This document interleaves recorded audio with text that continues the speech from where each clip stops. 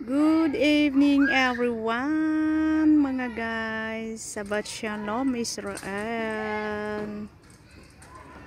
Good evening, good morning, good afternoon. Good evening Friday. Ayan. Dito po sa Israel ay Shabbat. Good evening Friday. Ayan siya. Good evening everyone. Good morning, good afternoon mga guys. Dito po ako sa park. Ayan.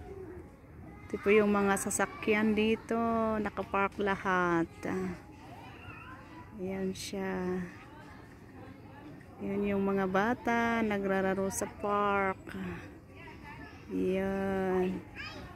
Small park here. Ayan.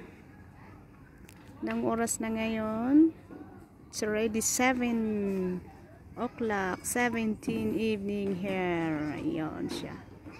Yun po yung ilaw. Ilaw.